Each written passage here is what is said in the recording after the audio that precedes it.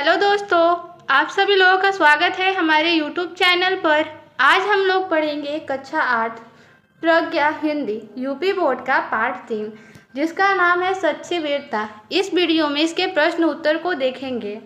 तो प्रश्न में दिया है कुछ करने को। इसमें प्रश्न है किसी भी साहसपूर्ण कार्य को बहादुरी से करना वीरता कहलाती है। सोचिए और लिखिए कि आपके आसपास घटने वाली वे कौन कौन सी स्थितियां हो सकती है जिसमें आप बहादुरी का परिचय दे सकते हैं। तो इस प्रश्न का उत्तर आप अपने से भी सोचकर लिख सकते हैं, जिसमें आपके आसपास अन्य घटना की स्थितियां हो सकती है जिसमें आप बहादुरी का परिचय दे सकते हैं। या फिर ऐसे लिखें कि भयंकर आग लगने पर साथियों के साथ बाल्टियों में पानी लेकर आग बुझाने की कोशिश करेंगे, जले हुए लोगों को प्राथमिक चिकित्सा दिलाएंगे, बाढ़ की स्थिति में तैरकर लोगों के जीवन की रक्षा करने की कोशिश करेंगे। आगे है विचार और कल्पना। इसमें पहला प्रश्न है वीर पुरुष की तुलना बरसने वाले बादलों से और कायर पुरुष की तुलना गरजने वाले बादल से क्यों की गई है। तो इसका उत्तर हो जाएगा क्योंकि वीर पुरुष बरसने वाले बादल होते हैं जो मूसलाधार वर्षा करते हैं, अर्थात सभी का कल्याण करते हैं, और कायर पुरुष करते कुछ नहीं, सिर्फ भाषण देते हैं, अर्थात गरजते हैं। प्रश्न नंबर 2 है सच्चा वीर बनने के लिए आप अपने भीतर किन गुणों को विकसित करेंगे। तो इसका उत्तर हो जाएगा सच्चा वीर बनने के लिए धैर्य, गंभीरता, स्वतंत्रता, उच्च मनोबल, पवित्रता और सबके प्रति प्रेम भावना आदि गुणों को विकसित करेंगे। आगे प्रश्न नंबर 3 है वीरों को बनाने के कारखाने कायम नहीं हो सकते। इस बात से सहमत है या असहमत, कारण सहित स्पष्ट करें। तो वीरों को बनाने के कारखाने कायम हो सकते हैं या नहीं हो सकते, इस बात से आप सहमत है या असहमत, इसका कारण सहित स्पष्ट करना है। तो इसका उत्तर हो जाएगा वीरों को बनाने के कारखाने कायम नहीं हो सकते। मैं इस बात से पूर्ण सहमत हूँ, क्योंकि वीरता का एक स्वाभाविक गुण होता है।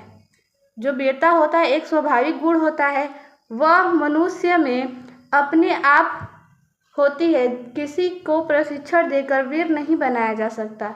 वीरता के गुण किसी में भरे नहीं जा सकते, वे उनमें मौजूद होते हैं। आगे प्रश्न है पाठ से। इसमें पहला प्रश्न है किसने क्या कहा। कोष्टक में दिए गए नामों से चुनकर वाक्य के सामने लिखिए। तो पहला नाम है महाराजा रणजीत सिंह, दूसरा है मंसूर, तीसरा है नेपोलियन और चौथा है बादशाह। तो इन नामों को वाक्यों के सामने लिखना है। तो इसका उत्तर देखेंगे। क नंबर है अल्लाहक यानी अहम ब्रह्मस्मि, किसने कहा। तो मंसूर ने। ख नंबर है मैं तुमको अभी जान से मार डालूंगा। तो इसके सामने लिख देंगे बादशाह।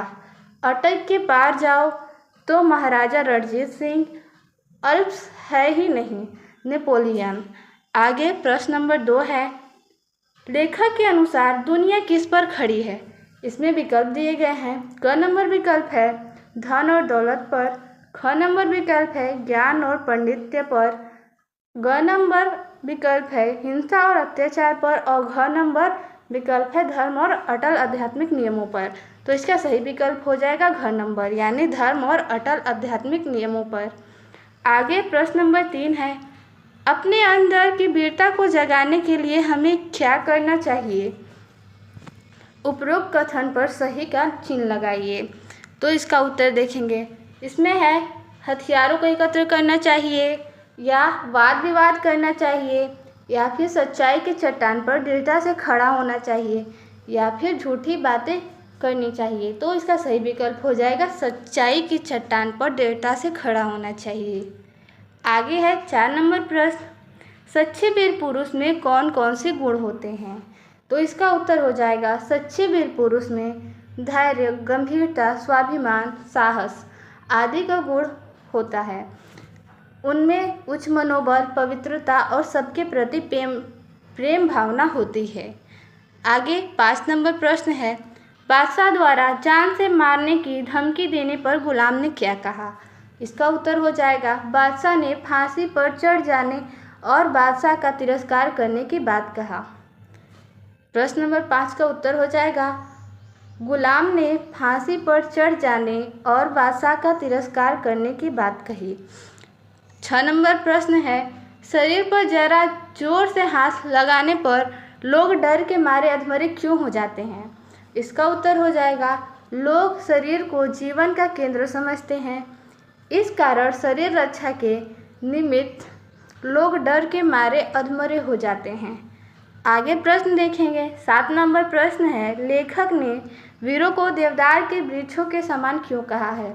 इसका उत्तर हो जाएगा वीर पुरुष देवदार की तरह स्वयं पैदा होते हैं और अपने सहारे मजबूत बनकर दूसरों के काम आते हैं, अर्थात वीर पुरुष भी देवदार की तरह बहुत उपयोगी होते हैं। आगे है भाषा की बात। इसमें पहला प्रश्न है निम्नलिखित मुहावरों का अर्थ लिखते हुए इनका वाक्य में प्रयोग कीजिए। तो पहला मुहावरा है डर से अधमरा होना, छाती ठोक कर आगे बढ़ना, रास्ता साफ होना, रंग चढ़ना और दिल को बांध देना। तो इसका उत्तर देखेंगे डर के मारे अधमरा होना का अर्थ हो जाएगा अधिक डर जाना, और इसका वाक्य में प्रयोग आप लोग खुद से भी कर सकते हैं। हमने किया है सांप को सामने देखकर सीमा डर के मारे अधमरी हो गई। आगे है छाती ठोककर आगे बढ़ना, इसका अर्थ हो जाएगा हिम्मत दिखाना। वाक्य में प्रयोग आतंकवादी को भागता देखकर सुरक्षाकर्मी छाती ठोककर आगे बढ़ा। आगे है ग नंबर मुहावरा रास्ता साफ होना, तो इसका अर्थ हो जाएगा रुकावट न होना। वाक्य में प्रयोग इसका हो जाएगा रास्ता साफ हो जाने पर रेलगाड़ियां लंबा चक्कर छोड़कर अपने नियत पथ पर चलने लगी। आगे है घ नंबर रंग चढ़ना, इसका अर्थ हो जाएगा असर होना। इसका वाक्य में प्रयोग हो जाएगा वीर पुरुष को देखकर वीरता का रंग चढ़ना स्वाभाविक है। आगे है मुहावरा दिल को बांध देना, इसका अर्थ हो जाएगा दिल पर काबू कर लेना। वाक्य में प्रयोग हो जाएगा गांधी जी ने अपने सर्वधर्म समभाव से लोगों के दिलों को बांध दिया था। प्रश्न नंबर 2 है आज़ाद, गुलाम, बादशाह, कैदी, फौज, दरिया, कुदरत उर्दू के शब्द हैं, हिंदी में इनके समानार्थी शब्द लिखिए। तो इसका उत्तर देखेंगे आज़ाद का समानार्थी शब्द स्वतंत्र, गुलाम का सेवक, बादशाह का राजा, कैदी का बंदी, फौज का सेना और नदी का दरिया, कुदरत का हो जाएगा प्रकृति। आगे 3 नंबर प्रश्न है सत्व शब्द में त्व प्रत्यय जोड़कर सत प्लस त्व बराबर सत्व बन गया है। नीचे लिखे गए शब्दों में त्व जोड़कर नए शब्द बनाइए। शब्द है महत, प्रभु, तत्व और वीर। तो इसका उत्तर देखेंगे महत्व में त्व जोड़ेंगे तो महत्व, प्रभु में त्व जोड़ेंगे तो प्रभुत्व, तत्व में त्व जोड़ेंगे तो तत्व और वीर में त्व जोड़ेंगे तो वीरत्व।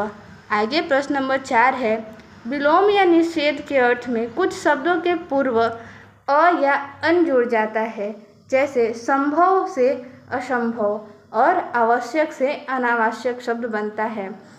अन का प्रयोग उस समय होता है जब शब्द के आरंभ में कोई स्वर हो।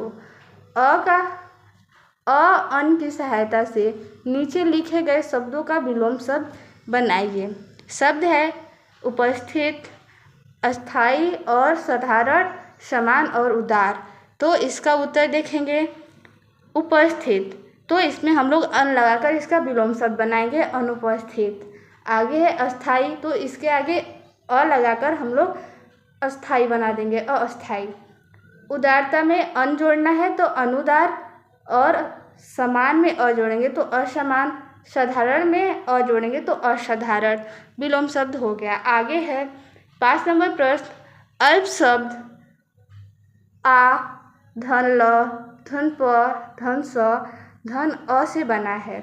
इनमें ल, प, श क्रम से 3 व्यंजन आए हैं। इन्हें व्यंजन गुच्छ कहा जाता है। पाठ से इस प्रकार के व्यंजन गुच्छ वाले शब्द को चुनकर लिखिए। तो इसका उत्तर हो जाएगा ब्रह्मष्टमी, अभिव्यक्ति और आध्यात्मिक। तो इस वीडियो में इतना ही प्रश्न उत्तर था। मिलते हैं अगले वीडियो में।